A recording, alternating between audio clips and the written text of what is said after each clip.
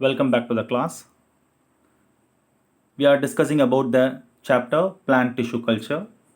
As a part of it, in today's class, we are going to start the concept of different types of plant tissue culture.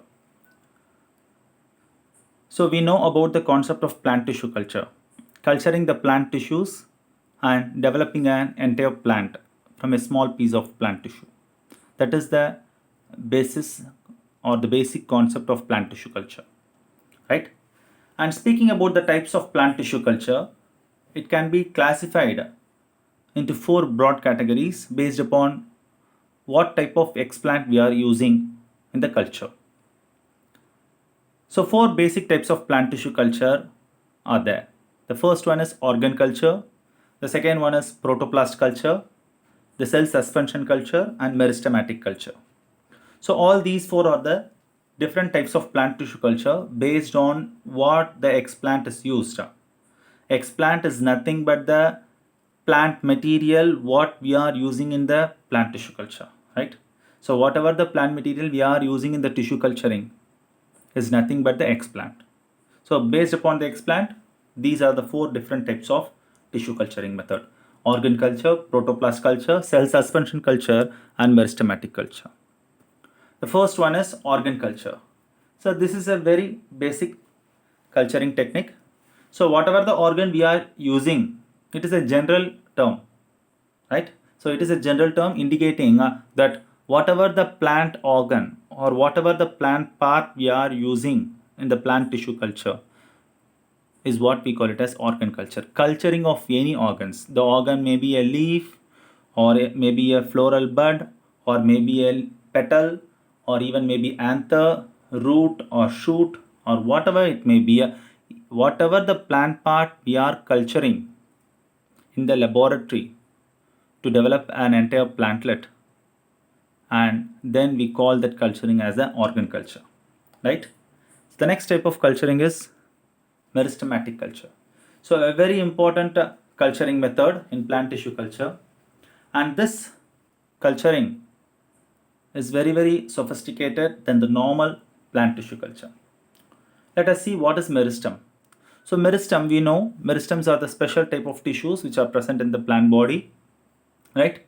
And it is unique for the plant body. It is not present in animal cells, and it is present only in the plant body, and that is why the plants are continuously growing throughout their life, right?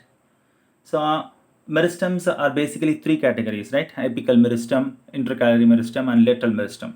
And usually in meristematic culture, they used to choose prefer the shoot meristem, shoot tip meristem, right? And culturing of that shoot tip meristem is what we call it as meristematic culture or shoot tip meristem culture, right? Shoot tip meristem is seen at the apex of the shoot where the new growing leaf buds are there. You can able to observe in this image. So this is the new shoot tip. So this is the shoot tip, and we can able to see the leaf primordia, right? So these are the leaf primordia or the young leaves that are covering the tip portion, right?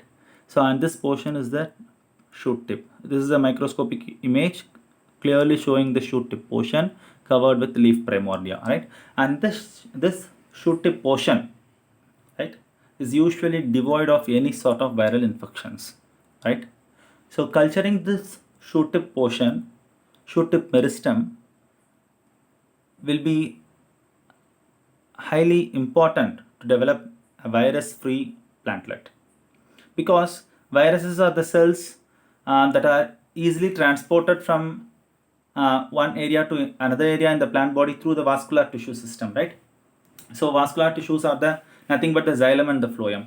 So viruses usually transported through these tubes, xylem and the phloem, and since the shoot tip contains only the meristematic cells, that is the undifferentiated cells only available in the meristem region, because meristematic cells are continuously dividing cells, and the cells will be of highly dividing capacity, and even the cells which are getting matured slowly get differentiated, right?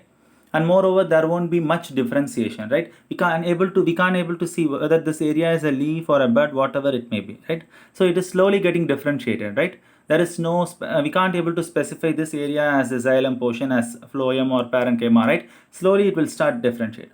So when we culture this shoot tip meristem, which is having undifferentiated cells, and sure we can't able to get the plantlet affected by virus, right? Because because the virus will get easily transmitted only through the vascular tissues. Since this shoot tip meristem doesn't have any sort of vascular content, right? So culturing this shoot tip meristem is very essential to develop the virus free plantlet, right? And this is the very common basic idea about the meristematic culture. So culturing of plant meristematic tissue on a culture medium to develop a callus, thereby we can able to get virus free plantlets, right? We can able to observe from this image, they are selecting the tip of the shoot and they are excising the young leaves, and see, so finally, so they will sterilize it, right?